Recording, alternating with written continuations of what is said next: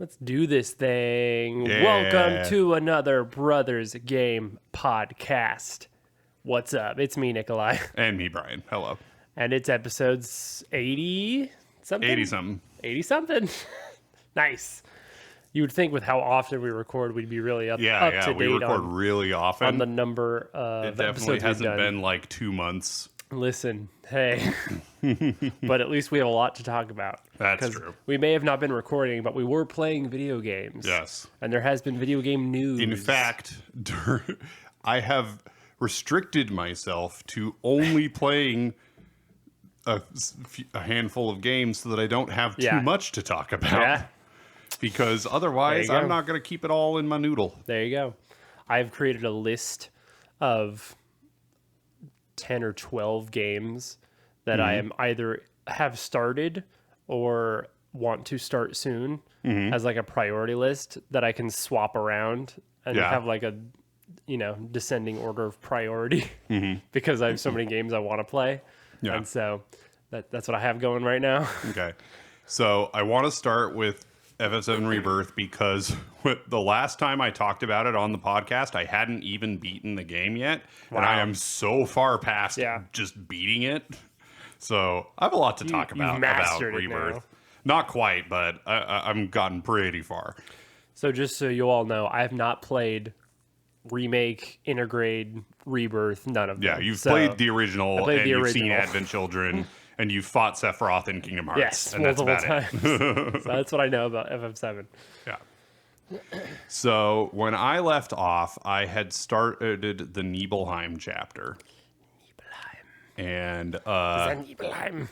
So the first thing that happened, because I remember saying on the podcast that Kate Sith was really strong. Yeah. And then he turns on you, but whatever. So there's a part of the game that is a little infamous. A lot of people really do not like this part of the game, and I concur. And that is where you are by yourself as Kate Sith going through the Shinra Mansion, and you have to, in order to unlock, there's a handful of puzzles that you unlock by grabbing a crate and throwing it. And it's a skill shot. Nice. People hate that. I'm a chuckster. And I did too. Solid like 15 minutes of just sitting there trying to nail this thing. Yeah. It was sounds awful. Sounds like a blast. And then you have to fight these enemies that are really hard. They're these like floating diamond things and little carvings. Yeah, so when you attack them with a spell, they will gain reflect for that spell. Oh, okay. So if you hit them with lightning once, it'll hit, and then the next time you try it, it'll reflect and hit you. Yeah, there. It's a neural net processor, a learning computer. Yeah, and it also it'll periodically switch to being immune to physical attacks or immune to magic attacks. And they do a fair bit of damage, and there's 2 of them. And that fight took me a while to get through. So I was still playing the game on the dynamic difficulty setting, which difficulty-wise I think is set to normal, but the enemies level with you. Oh, okay. As opposed to on normal or easy mode where they're at a set level. And you don't see their level, but that seems harder than normal then, maybe. Yeah. Because you can't over level. Sure. Yeah. But also, and when I first played the game, that's the difficulty I chose because I thought, oh, okay, this is a new thing that they're trying, and this is obviously something that they had in mind for the players to use. So I thought that, and for the most part, it provided a fairly challenging run. Yeah. So cool. So that fight was horrible. And then you fight a boss by yourself as Kate Sith, which actually the boss is easier than those 2 enemies. In my that's opinion. funny. I feel like any RPG, when you don't have your party with you, though, is always more difficult. So I got through that. And then as you leave the Shinra Manor, there's this guy, Roche. Now, this is not the first time you've encountered Roche. He's been harassing you since Remake. And he's a soldier like Cloud. And he rides a motorcycle, and he's very flamboyant, and He loves his motorcycle, and he sees Cloud as his rival. And this fight with him on dynamic difficulty was just impossible for me. Now, I didn't look up any strategies. Right, And I hadn't, up to this point, looked up any strategies for any of the For the enemies. whole game, yeah. Because I was trying to just do it on my own. Yeah. And he would stun lock me. Yeah. He would get me into this pattern where he would continue to attack and I was stun locked and I couldn't do anything, and then he would just kill me. Yeah. And it just happened over and so over. clearly And this is so not- I I said, need a new fine. strategy. And I lowered the difficulty to easy. Oh, well, And I stayed with easy the whole rest of the game. dang. You're like, That fight broke forget it. me and made me go Forget down to this. easy. I mean, hey, I'm perfectly fine with playing on easy. So. Yeah. And ultimately, I was kind of glad I changed it to easy at that point, because there had been a few kind of a string of frustrating fights, and I saw like what the enemies were doing in some of these later fights, and went, man, I'm glad I'm on easy right now. Yeah. Yeah, I mean, if you're not enjoying it, then just put it on easy. Yeah. Games are supposed to be fun, so. And I've since learned that I'm just not very good at figuring out optimal builds and optimal Right. strategies Sure. for some of these bosses. So I'm glad other people are good at that, so that I can Yep. just glean off Just copy from their what stuff. they have learned. Yeah. And so I played through the rest of the game. Obviously on easy, it was nothing was really difficult anymore. I wouldn't say it was like super baby mode, Like but stupid, but. yeah. Yeah. But also, like, I never went into a fight thinking that I would lose, and I didn't Yeah. really. Yeah. Like, every boss from then on took only one try. So I played through the rest of the game. There's a time where you go back to the gold saucer, and this is in the original game too. In fact, I watched a YouTube video comparing everything in Rebirth to everything in the original game, and they line up better than I remembered, because there were just parts from the original that I had totally forgotten that you even do. Definitely. Like, I didn't remember the Cave of the Gi at all in the original, but that's a thing in the original game, and he even showed it. So let's see. So after Nibelheim, you go chapter 12, which is you go back to the gold saucer because you're looking for the key to get into the Temple of the Ancients, which is where the black materia is. Mm-hmm. And so you have to go back to Gold Saucer, because the person in charge of Gold Saucer, Dio is his name, big muscular guy. Dio. He has the key. Dio has the key, of course. Yeah. So you go back there. You get to go on a date with a character, which Nice. you were able to go on a little bit of a date in chapter 8, but it got interrupted before anything could really happen. All you did was look at some of the attractions, and then Barrett's old buddy Dine kills a bunch of Shinra guys, and you have to go. Nice. And he has a gun for an arm, just like Barrett. So everybody thinks Barrett killed these guys, and so you have to nice. go exonerate Barrett and help him face Dine. Nice. But in chapter 12, you got to go on a proper date, and it's Proper date. with whoever you have the highest affection with. I guess it's not called affection. It's whoever you've done the most stuff for, because Gotcha. each party member has a different list of things to do. Basically, every time you have an opportunity to speak to them, you have 3 dialogue options, and they're bad, good, better, basically, Nice. or there's a whole bad, social moderate, thing. good. Yeah.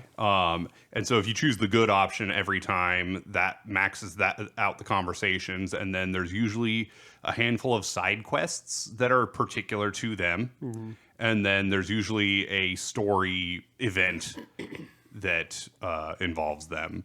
Yeah. And so if you do all of that, you matter. Very Persona-like. Yeah. Yeah. And you don't get to see how far along you are with each character until the end of the game, when you get the play log. Dang. So my highest character at the time was Barrett. Nice. And so I went on a date with Barrett. Fantastic. I love that it lets you do that. Yeah. It wasn't so That's funny. There's no like homosexual Right. dates No in this, actual so romance, yeah. like Cloud is, I guess, canonically straight. Yeah. So I think so. Yeah. because of that means They just gotta hang out. he only gets like romantic-y with them when it's Tifa or Aerith, not even Yuffie. Yeah. Because That makes sense. Yuffie has too much little sister energy, Yeah. and he Isn't she a doesn't minor have a cis anyway? complex. I think. Yeah. I mean, I don't know that. I don't know their actual ages. Yeah. But yeah. But yeah. So, also, if none of your characters are above a certain threshold, you get the boys, which is Vincent, Sid, and Kate Sith Nice. all together. The boys. Yeah. And so Just basically, hanging out with the boys. the date follows the same formula, which regardless of which character you have, and that is you get tickets to see the play Loveless. Mm-hmm.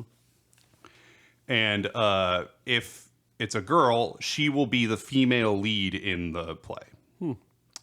If it's not, then I think it just defaults to Aerith.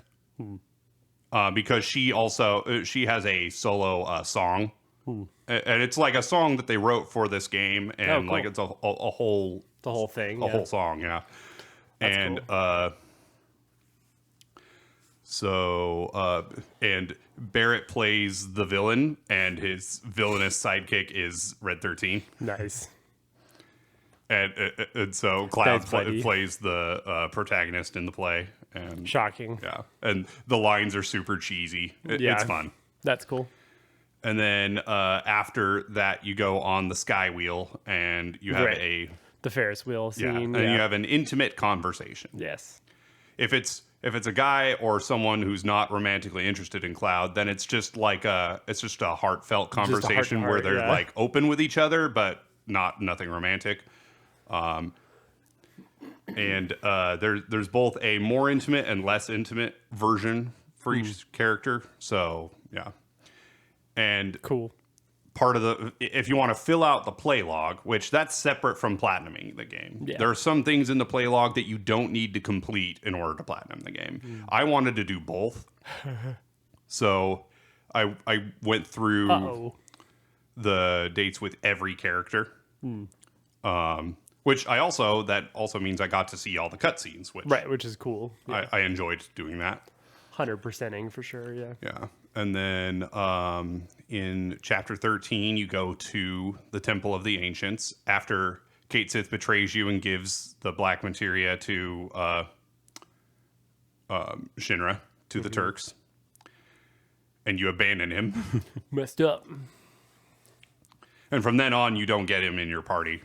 Yeah, that makes sense. Actually, anyway, so in chapter 13, you go through the Temple of the Ancients, and there's a bunch of puzzles and stuff, and you have to get through it.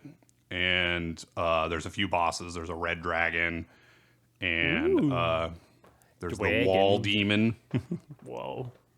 which that's in the original. It's like there's two walls closing in on you, and there's a one of them's a demon. You have to fight it, kill it, and stop it from crushing you to death. Nice. 3BL. Yeah, exactly. Where could he be? It also gives you some backstory of like the planet was all happy and dandy, and then Some lore dumping, yeah, and then Genova lands and terrorizes everyone and kills most of the ancients, and Lovely. yeah. And then Cloud gives the black materia to Sephiroth, Yep. just like in the original. And so then Lovely. you have to go to the city of the ancients, where the forgotten capital, where Aerith is praying for the magic holy, and where the most infamous scene but And it doesn't some play out the stuff- same. Some stuff happens. It doesn't play out exactly the same, and there's a bit of a multiverse aspect to this that's been introduced that wasn't in the original. Very Nomura. He's And it like, we seems can't like- just kill her off. We have to do something weird. Sephiroth is now trying to become like the god of the multiverse as opposed to just that one world. And so you fight a Genova battle and then a Sephiroth battle, and Zack shows up, Heck yeah. and there's a few My man. parts where Cloud and Zack fight side by side, and that is hype. It is Yeah, just that's sick. really cool. The two of them fighting together, and then you get Sephiroth Reborn, which looks a lot like Bizarro Sephiroth from the original game, kind of, but it's not the same, I guess. The monstery one? Yeah. Yeah. And there's like it's like a Russian nesting doll of Sephiroths. There's like one giant one smaller one growing out of him, one smaller one growing out of the gross. One. Yeah, it's gross. And so once I beat the game, I unlocked the play log and chapter select.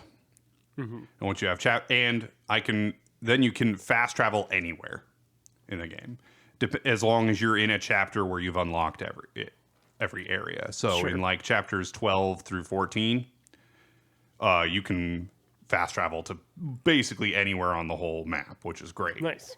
So it's great for side quests. It's great for collecting stuff, filling out the play log and all that. And so then I started doing that exactly, finishing side quests and stuff. I had done almost every side quest already. I was only missing like 2. Nice. One of them is you have to win some chocobo races. And the chocobo racing mechanics are very similar to Mario Kart. It feels like you're playing Mario Kart, essentially, but with chocobos. And you get, like, each chocobo has a different ability. So there's one that has a bubble, and it's basically a red shell. Oh, nice. So you basically get red shells. So that's useful for sure. Yeah. There's one that just gets a speed boost. There's one that has a jump ability, which you can jump over obstacles. So that can be really useful. And so the way it works is you're running along and there's these blue balloons and these red balloons. The blue balloons give you speed. They're kind of like coins, and you get up to 10, and then it doesn't go any higher. And then the red balloons charge your ability. And once you've done enough of them, you get to use it. You can use it, yeah. And you can use it until the bar depletes, and then you have to go get more red balloons to charge it back up. There's also yellow balloons, which are speed boosts. Nice. Okay. Okay. So I blew through a bunch of those because a lot of those races were really easy, and then they started to be not so easy. And then all of a sudden they get really hard. They started getting really hard, Yeah, that sounds right. I did ultimately beat the one for that one quest. Yeah. And then there was a quest called The Party Never Stops. Nice. And there's this Shinra executive. Party all night. This Shinra middle manager actually is his name. Shinra middle manager. Nice. And he has become a party animal. And you begin a quest to become the ultimate party animal. And so you have to beat this guy's high scores in everything. And being a partier. And so all these mini games that I had been skipping and just not worrying about, I suddenly had to get good at. Yeah. I had to get the highest possible score on the hardest version of each of these games. Yeah, because you have to be a party animal. And so I did it. Wow. I went and did it on each one. So I got good because that's just what you got to do. You practice and do it over and over. There's not a lot of cheesing it with these types of games. You just got to get good, and so I did. Dang. So there's G-Bike, and the key to that one wound up being quit trying to go as fast as possible and just go for the objectives. And go ahead and slow down as much as you want. There's no time bonus. Oh, okay. So there's no benefit to going really fast. So slow down, kill everybody that attacks you, and gain all the little points and stuff. Finish the game with enough health left, and you're good. Interesting. There's also Galaxy Saviors, Galaxy Defenders, something like that. And you're in a spaceship, and you're shooting enemy spaceships. Okay. And you just gotta get enough points, and you get a bonus. Arcade stuff, basically. Yep. And I think there's a bonus for either how much health you have left, or it's either that or no, I think that is it. Anyway, there's also 3D Brawler. So it's your characters are their like PS1 sprite versions. Heck yeah. And basically this character, That's cool. The enemy will like swing their arm back to throw a punch at you, and when they do, you have to evade it. And so if they like throw their right arm back, you want to move away from the right, so that you dodge it. It's Punch Out, yeah. And then they will periodically leave themselves vulnerable on one side, and you have to hit them on that side. And then you just rinse and repeat until the end, when you can use your combo and then take them out. Nice. And the first couple, you can just do that. That's easy, yeah. But in order to beat the rest of them, what basically everybody does this, even the people that are really good at it, is you pause after they after they put their arm back, so that you know which one it is, and then you preemptively dodge. Nice. It's pretty much the only way to beat the last one, which is Sephiroth in 3D Brawler. Because they're just too fast otherwise, yeah. And also, so in the beginning, it's just left and right. And then it's like upper left, lower left, so upper right, lower right. Specific, and it just gets more elaborate. Like when you get to Sephiroth, it can be like upper, middle, lower on either side. And then do this. Yeah. So lovely. And I did that. I got all the way through Sephiroth. And in fact... So you beat Sephiroth. You beat the game. Yeah. In fact, 3D Brawler Sephiroth was way easier for me than it was for a lot of people. And I think just like... Because... like the start menu cheesing it, and just as much practice as I had gotten up to that point beating everybody else. But it was just a formula. Yeah. Easy. Nice. That's good. And then there's Queen's Blood. Yeah, the card game. So the trading card game within this game. Yeah. And I had avoided it because I just didn't really want to get into it. But honestly, it's kind of fun. Yeah. It's all right. And it's not super complicated, is it?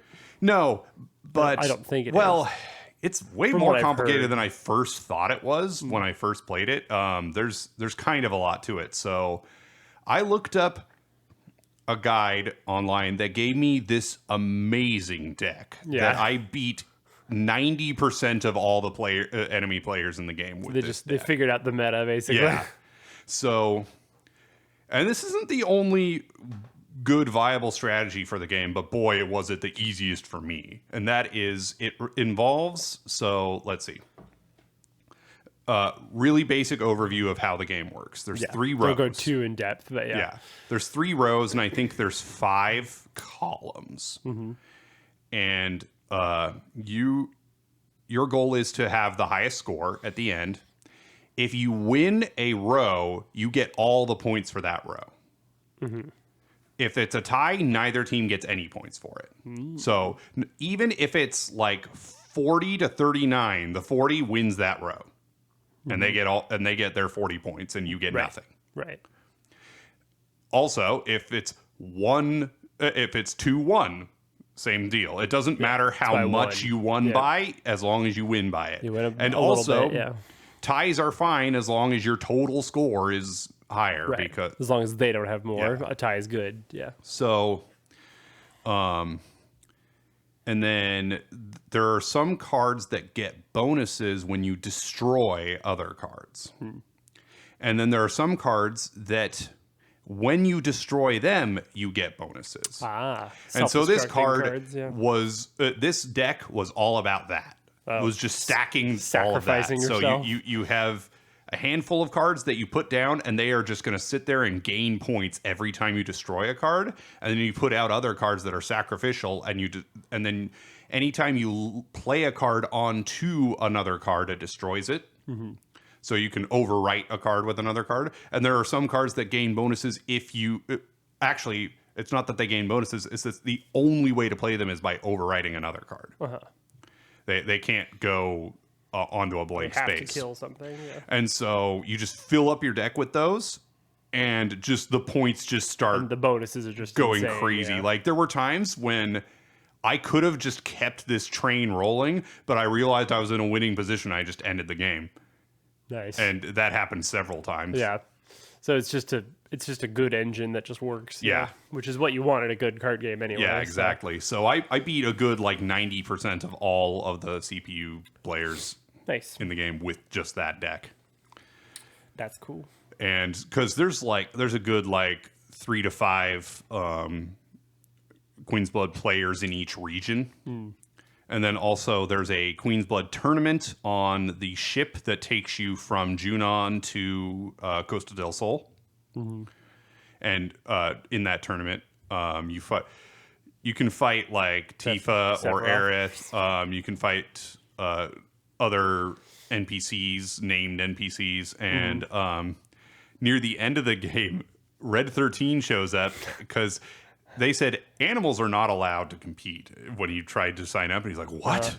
So he dressed up as a Shinra officer and he's like, 2 legs, nothing to it. Let's go. And he's pretty tough, actually. Yeah, he's like, I gotta play this game. And then you beat Regina, the reigning champion. And then there's a few challenges with where basically you're given a playmat with different cards there, and your goal is to just play some cards and win. It's not like a puzzle. Yeah, puzzle version. Puzzle version. That's so there's nice. a few of those too, and some of those are way harder than just playing the game. I had to look up strategies for those specifically because my usual strategy was what not you're doing. working. Yeah, and so I had, in order to do the Party Never Stops quest, the ultimate party animal, you had to beat him at Queen's Blood. Nice. And then once you get to the highest ranks of Queen's Blood, you start to see where the game came from and the dark history of it. And how the creator stumbled upon this great evil and didn't know. Because the Queen's Blood was based on this like evil queen mage who like she was killed, but her vengeance like lived on. And this guy, when he created the cards, he's creating like the cards from their real monsters and stuff. And so as he does, the queen like is able to like take him over and basically kills him. And then Regina, the former champion, she gets possessed by the queen, and you have to fight her in Queen's Blood. Nice. But you're then given the card of the person who originally sealed her away. Nice. And so you integrate that into your deck. Card. Yeah. So I did that, beat all that, I became the world champion of Queen's Blood, beat everybody I possibly could and every possible Queen's Blood challenge. Sweet. There's a few mini games in Costa del Sol that you need to beat for various rewards and stuff. There's a pirate shooting game thing where basically it's some wooden targets and you have to shoot them with a gun, and there's penalties for bad accuracy. So like not only do you have to hit as many targets as possible, but you have to avoid just missing anything, or your accuracy score will go down, and that'll hurt your score a lot. I've only managed rank 2 on the 2 different variants of it because it's just awkward. Like the controls are really difficult for me. Then there's a game called Run Wild, and it's basically Rocket League, but you're Red 13, and you're just like pushing these giant balls into different like goals.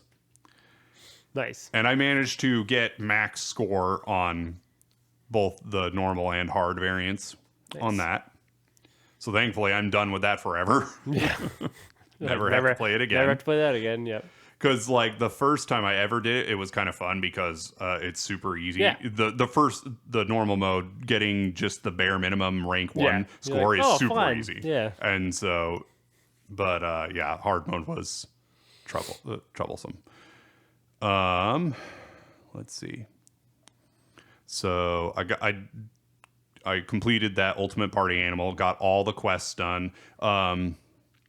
Also, with the side quests, there's a like satisfactory way to do it and like a complete way to do it. Oh, jeez. And so I had done the complete way to do it on like 90% of the quest, but there was just a handful that if I wanted to max out my relationship with each party member, I had to do it the good way. Yeah. So I had to redo a few quests, and 100% a couple of them is a couple of them are quest chains, and you have to do the whole chain.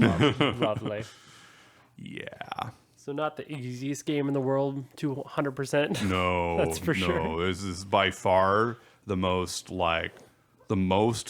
effort I put into like 100%. Yeah, you're not actually. I don't think of you as a big 100%er completionist type of guy. Yeah. So that's pretty interesting. The thing is, that I you're always really going wanted for to it. be. Yeah. But it was always so incredibly annoying. difficult Yeah. in most games that I just haven't bothered Yeah. most of the time. Which makes sense. Yeah, I think a lot of people are like that. But Like I basically did it in Paper Mario. Like Sure, basically, sure. I think there was one or two things I didn't actually get, but whatever. It was I do like doing the whole 99.99% complete Yeah. run where so I did everything but that one stupid thing. yeah, That's exactly. usually I do that often as well. Like yeah. I did that with Jedi Fallen Order.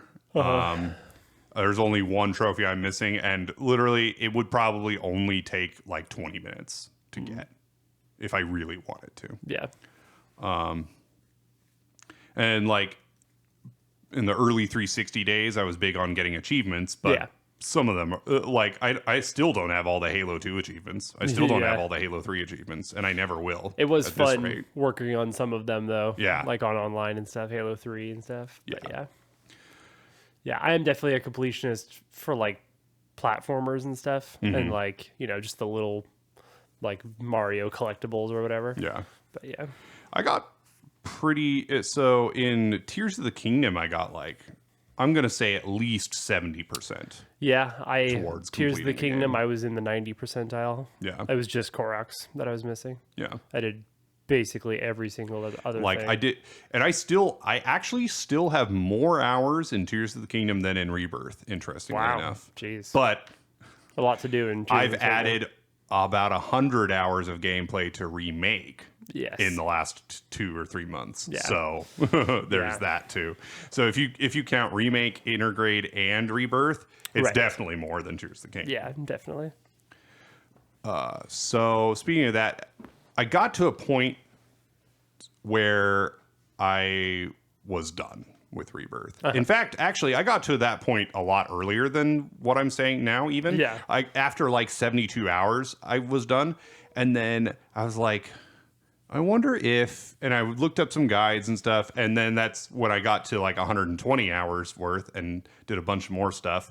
And I finally maxed out relationship with every party member. And then once I was doing all this, I was like, I wonder if I could platinum Remake. Because at this point, it had been over a month since we'd recorded a podcast, and I didn't want to start a new game, Yeah. a brand new game. And so I was like, okay, I'm going to try Keep this going then, yeah. so I'm going to try and platinum Remake. And so it only took like 46 hours to beat the main game and do all the side quests. Right. It's much shorter, yeah. Yeah. I have a good like 120 at least hours into the game now Yeah. after doing all of Platinuming the... is a lot, yeah. Yeah, after platinuming it. And so in Remake, you just have to replay the same chapters over and over Yeah. kind of a lot. So Remake is way more linear and like... Well, there's not. It's just Midgar, right? There's no huge Yeah. world map to go through. Yeah, so- and there's no fast traveling or anything like that. And you have to just start at the beginning of every chapter. Like there are lots of areas that you can't get to this area except for in these chapters. Yeah. So It's not open world at all, basically. Yeah. So chapter 9 in particular, which is the Wall Market chapter, which is where like I thought you Cloud said is in, Walmart. The Walmart chapter. which is where Cloud is in the dress and they go Yeah. to Don Corneo and all that. Of course. I had to replay that chapter like 12 times or something. So there's a lot of dancing around in a dress and stuff. Yeah. Yeah. Because, and part of it was that I didn't look up to see like the optimal way to get as many of those things checked off as possible in a single run. Right. So you just have And to do- so as a result, lot. I wound up having to go back and redo it over and over again. Yeah. See, that doesn't sound fun to me at all. No, it wasn't fun. But I got all did 9 it. dresses. Nice. All 3 of Cloud's, Tifa's, and Aerith's. Mm-hmm. And you get a trophy for that, dressed to the nines. Nice. I also got all of the music discs. There was only one I didn't have at this point, and it was because you had to. There's a for the dance that Cloud does. First, there's a practice round, and nobody made this very clear. I eventually stumbled on a Reddit comment that said this. It's the practice round you have to do. You have to perfect. You have to perfect it. You get every single one has to be a great. And then there's the actual live dance. That one doesn't matter. You can do that poorly. It doesn't really matter. I mean, I think if you do it bad enough, you might just say no, the guy. But it's really easy to do good enough to pass. Just do the bare minimum. But the practice round, you have to get it perfect. And so that took several attempts. And ultimately, what I realized is I was just being too early on the prompts. And you have to sit and just wait until the last second. And then you get perfects on all of them. And so I got that final music disc finally. And then there was also, you can't actually do all of the wall market side quests on your first playthrough because you either do that'd be too easy and fun. All of Madam M's quests or all of Chocobo Sam's quests. Chocobo Sam is a great name. Chocobo Sam, yeah. So I had done all of Chocobo Sam's quests, but I hadn't done all of Madam M's quests, and you can only do one or the other. So I got that done too. And then, so there is a trophy that you get for completing all of the side quests, but there's a catch. Not only do you have to complete all of the side quests, you have to do all the side quests on every chapter except chapter 14, then redo all of the side quests on chapter 14, even if you've done them all. Dang. Because you need to complete chapter 14 with all side quests done on all chapters. And then there is an item that, and I quote, you cannot miss. Guess what? But you missed it. I missed it. Somehow. So guess what? I had to redo all the quests in chapter 14 again. Jeez. But I got it. I got it. I got the unmissable item. Yep. Because guess what? It's actually kind of easy to miss. You can walk right by it. Now, you have opportunities to go back, but I was like, okay, I didn't see it. Maybe it's after this point. It wasn't after that point. And then after the point of no return, yeah. Yeah. Lovely. Yeah. It's just sitting on the ground over to the side, but you have to look over there to see it. So that's not what unmissable means. Yeah, exactly. Just because it's easy to spot doesn't mean it's unmissable. Because there's a point of no return and the game didn't automatically give it to you, it is missable. Yeah, exactly. Period. Yeah, that's ridiculous. And then I went HMs are unmissable. They hand them to you in a cutscene. And I got a bunch of materia maxed out, which took some grinding, but I got that all done. For sure. And I got all of the manuscripts. So you get manuscripts. They those like little extra lore bits or whatever. Well, they give you SP. Oh. And SP is something you can spend on weapon upgrades. In Remake, it's for weapon upgrades, and in Rebirth, it's folios, which give you different abilities. Your character different abilities. So some of the manuscripts you can only get from just beating hard mode, beating the whole game on hard mode. So I had done everything else except beat the game on hard mode in Remake. That and there's this trophy where you're doing a G-bike essentially. You do G-bike twice actually in this game. One of them is you're going from the under Sector 7 plate to above the Sector 7 plate to go to Jessie's house because her dad was a Shinra employee, and you're stealing his ID card so that you can get into a Mako reactor. And so you're running through this tunnel. You're going through this tunnel on your motorbike, and there are Shinra officers on bikes trying to attack you. Yeah. And It's like the part when you break out of the Shinra building. yeah, and there's that too. Yeah. So these are two separate events. That's the but iconic scene from the original. Yeah. So yeah. And if you finish this with enough health left, Jesse will praise you, and you get a trophy for that. Wow. That is one of the hardest things in this whole Yeah. game, because you get hit so much that finishing it with that much health left is really hard, especially when Roche shows up and he starts like firing ranged attacks at you and stuff. Beats you to death. Yeah. Yeah. I guess that's why there's a trophy for it. Yeah. Because it's not easy. Now, but obviously, you want to play it on easy mode, sure. I mean, yeah. which does make it easier, but boy, it didn't make it wasn't like playing other parts of the game on easy mode. Yeah. Other parts of the game on easy mode, like, haha, this is easy, but not this. That's funny. That'd be messed up if the trophy said on hard mode specifically or something. I don't know if I could even do that. Yeah. There's also a sit-up competition and Nice. a pull-up competition, and the pull-up one is legendarily hard because you're fighting the like head trainer at the gym, and he just pumps them out like nobody's business. That's funny. So I watched a pretty in-depth video on it. So basically he gets what do you do? Yeah. between 42 and 44. He gets between 42 and 44 pull-ups in. Okay. If you can get more than that, you're pretty much guaranteed to win. And so you have to have enough in at the end of round one to be, and then so it's a series of buttons you have to press. It's usually a pattern, something like up, down, left, right, or something like that. So it's not like, it's never in like a circle. It's not an easy Yeah. circle thing or something. Yeah. And so like you start off slow, and it actually has like on-screen prompts.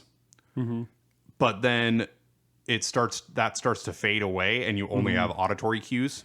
And you can actually go a little faster than like it would normally have you than you think you could go, but you can't go too fast or you'll just biff. And if you biff, you just have to restart. It's over. There's no way to recover. So it's not just a speed thing. Yeah. So you've got to just find your rhythm, and I eventually I found it. And Eventually so, you get it. Yeah. That's just a stupid practice thing. Yeah. And so that took me a good Makes sense. I don't know, 15 tries, but Sure. I got through it. And then for hard mode, I found this YouTube channel, which was a godsend. This guy has this game figured out. Okay. This guy's just good. Yeah. He made every boss fight look stupid good. easy. And so it was all about, it all became, and this is an interesting thing, is like it went from the boss being hard to the execution of the method being what was hard. Yes. Yeah. It was no longer, We it mentioned this didn't briefly. matter what the boss's attacks were. It didn't matter how much health he had. It didn't matter, and none of that matters. It's just execute these steps in this strat. order. You have the strat. This is the route. Yeah. And to use speedrun terms. Yeah, exactly. It's basically like speedrunning. Yeah. You just execute the route. And if And you mess so- it up, that's what you messed up, and you restart. Yeah. Basically, yeah. So I just followed his materia That makes builds sense. and then his strategies, and they worked every That time. is typically the case with hard games. Yeah. You just have to get the strat and then do the strat. Yeah. And so Tifa is like your most valuable party She's a member. beast. That's cool. Because she has an ability called True Strike. So a big part of beating hard mode bosses in this game is the stagger mechanic. And how that works Yeah. is each enemy has a health bar. Big and- deal in Dark Souls and Bloodborne too. So. Yeah. They have a health bar, and then underneath that they have their pressure gauge. So what makes an enemy pressured depends on the enemy. It varies. Sometimes it's just hitting them with a strong attack. Sometimes it's hitting them with an element that they're weak to. A specific thing. Yeah, it varies. Or hit him in the back or something. Once they are pressured, they become easier to hit. Their guard is down essentially, but they aren't not completely or anything, but like not they're much prone, easier. but Yeah. And once they become pressured, your goal is then fill up their pressure gauge as much as you possibly can while they are pressured. And sometimes you have to do this in multiple stages because they get out of being pressured really quickly. Just jump back, yeah. Once you've filled up their pressure gauge, they become staggered. And once they are staggered, they are immobilized. Like they cannot attack you while they're staggered. Prone then, basically. Yeah. So. And you deal bonus damage. You deal 150% damage instead of just regular 100%. But when Tifa has multiple different attacks that boost that percentage, like True Strike and then also Omni Strike. These are different abilities that she has. And in fact, there's a trophy for getting 300% stagger on an enemy. Dang. And really, the only way to do that is using stop magic.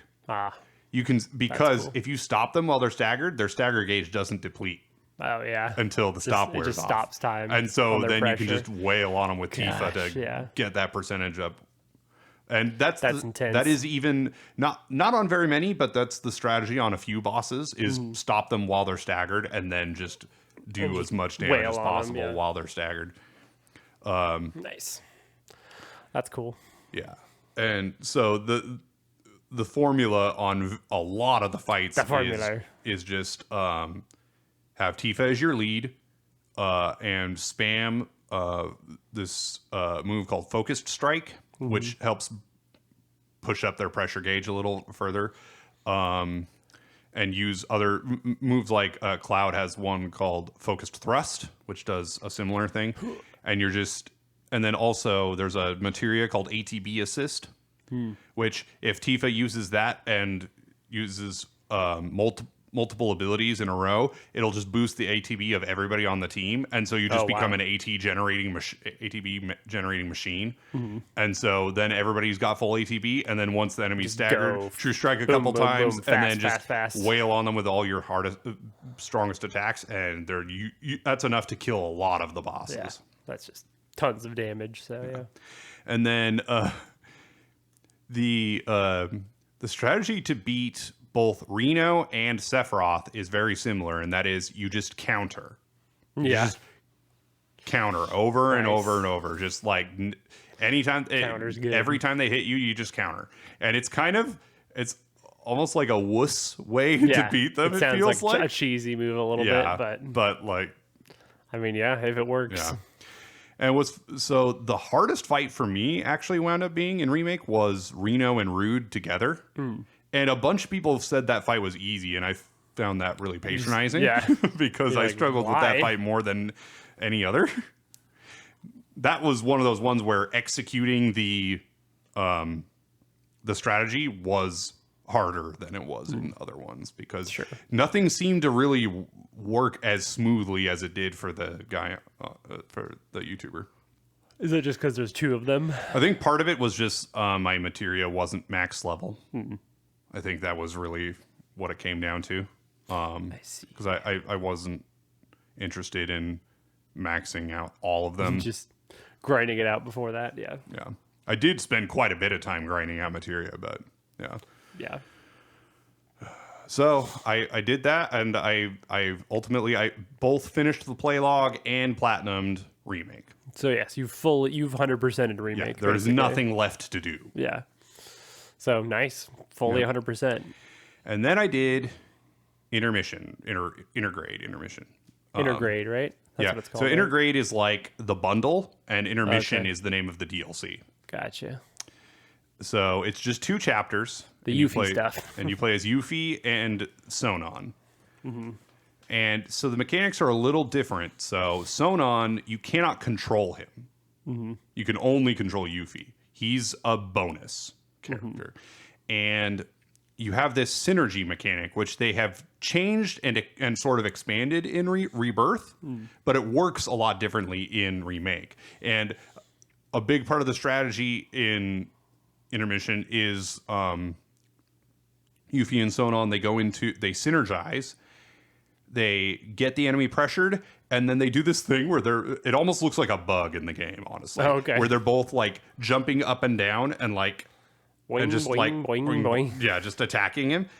And Interesting. while they're doing that, your ATB meter just like goes like up and down and up and down. Like this is why it seems like a bug to me. It's like the behavior is weird, but it gets the pressure gauge up really quickly. Okay.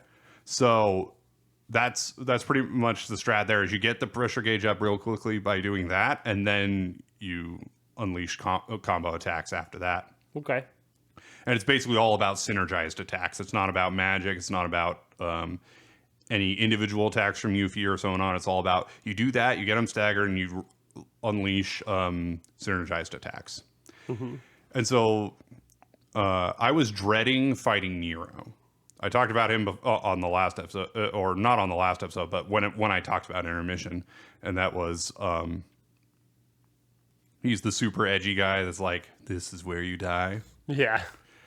But it only took me like 3 tries to beat him on hard mode. Nice. Yeah, because again, the strategy, it was The strat worked, it was basically. way easier than anything I would have ever thought of. Gotcha. So, are you going to 100% that?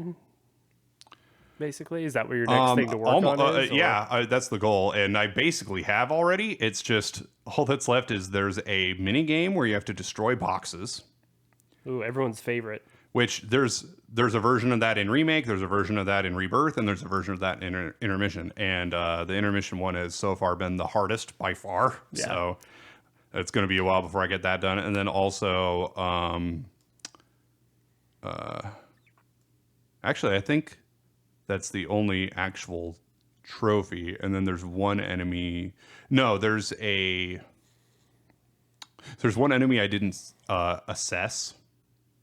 And I'm not sure I'm going to but also Of course. the fact that it's the only enemy I haven't assessed is going to eat me up inside probably. So I'm going to do it anyway, I think, because it's the last enemy in a string of really hard enemies. Yeah. And it's one of those ones where you just got to do the strat and you have to do it perfect. If you don't do it perfect, you will die. And But yeah, you got to tie up that loose end also. Right. Yeah. And so now I'm back on Rebirth and trying to get through hard mode.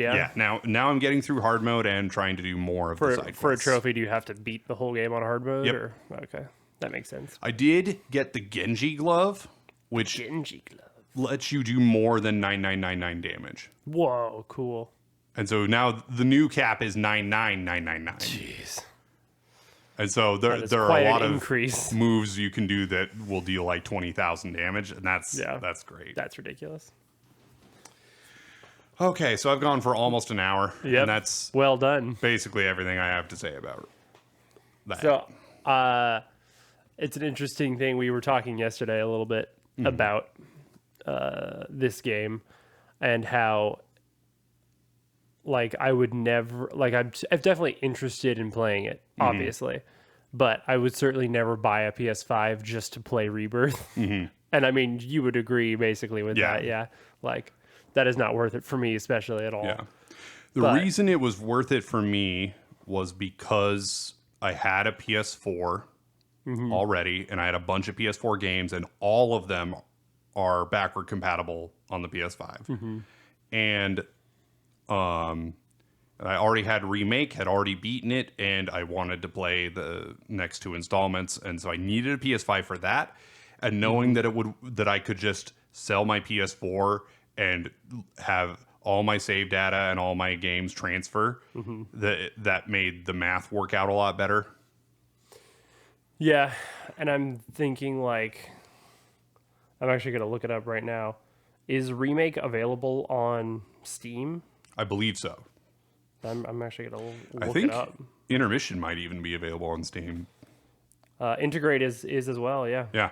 So, like, it's an interesting thing about exclusives where I would never not own a Switch. There's so many exclusives that I want on that. But, like, the top games, newer games, that I can't play, basically, because of my consoles, are FF7 Remake, which is, on PS4 and PS5, but also it's on Steam. Yep. And then Persona 3 Reload, is one of the newer games that I'm definitely interested in. But guess what? Also on Steam. Yep.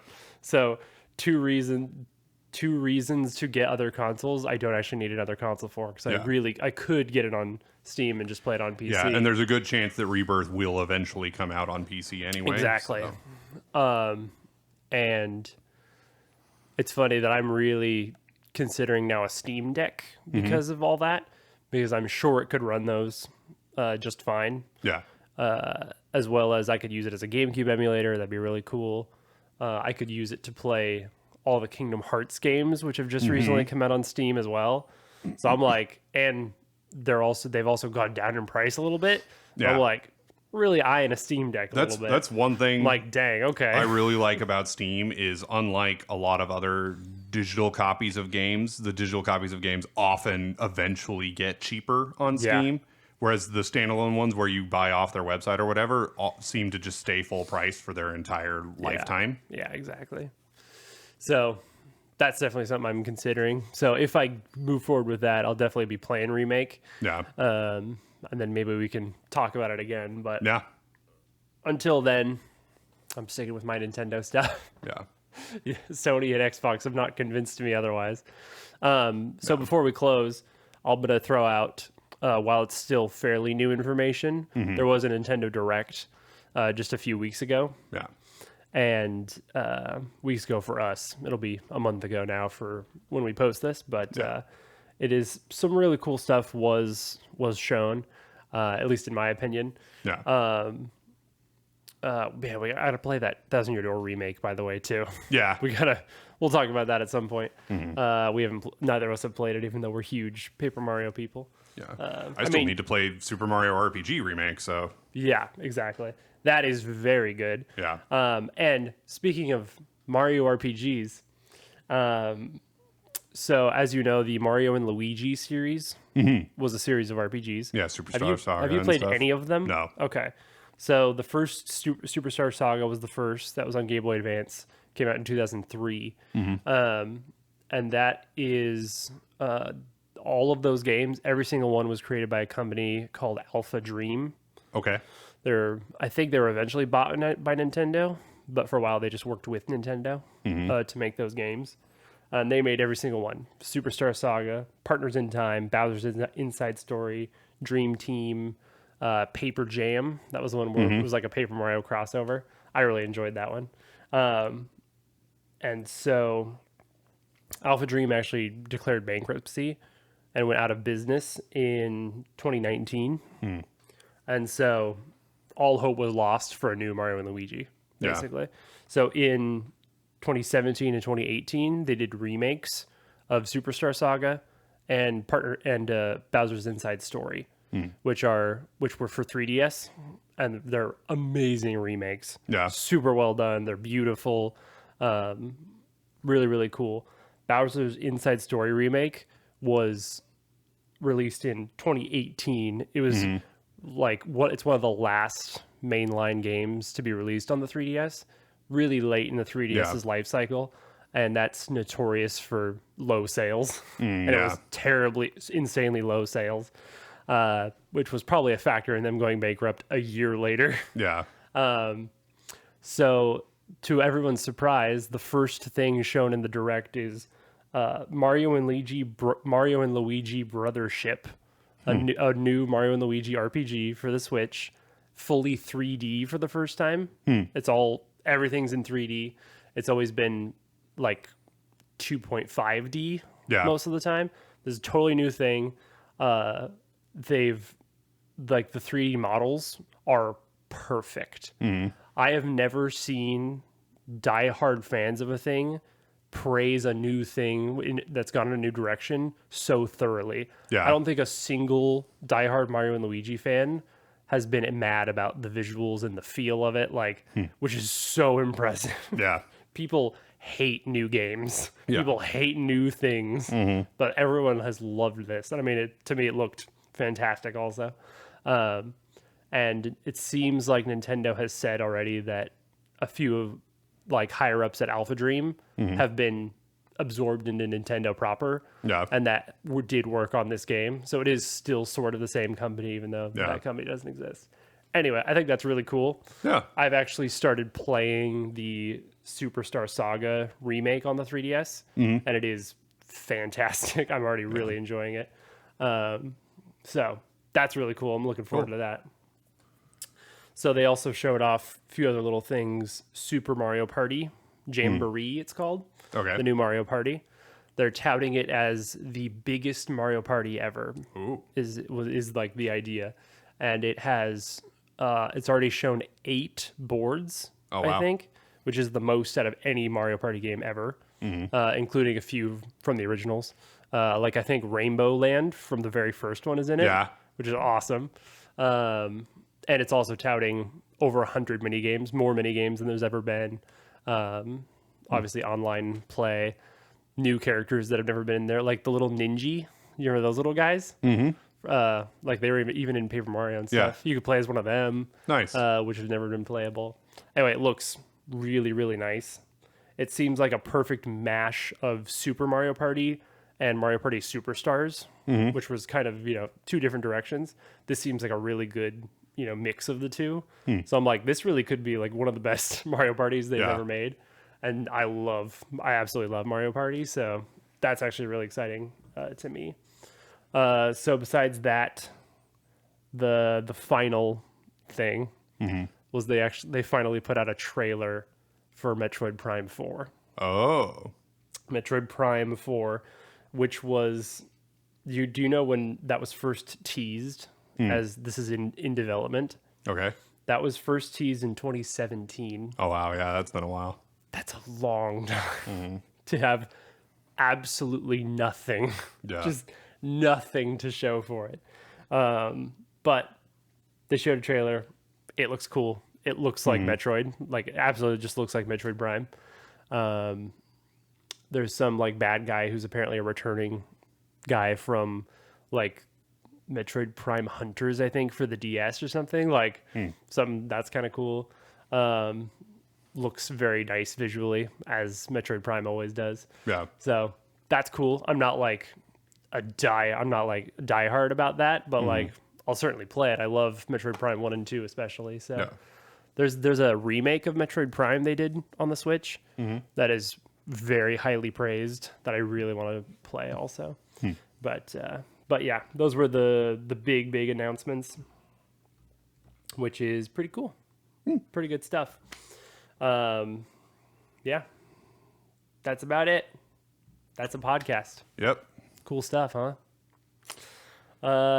Next time we'll talk about what I've been up to. What has Nicolai been doing? Could be about hacking, maybe.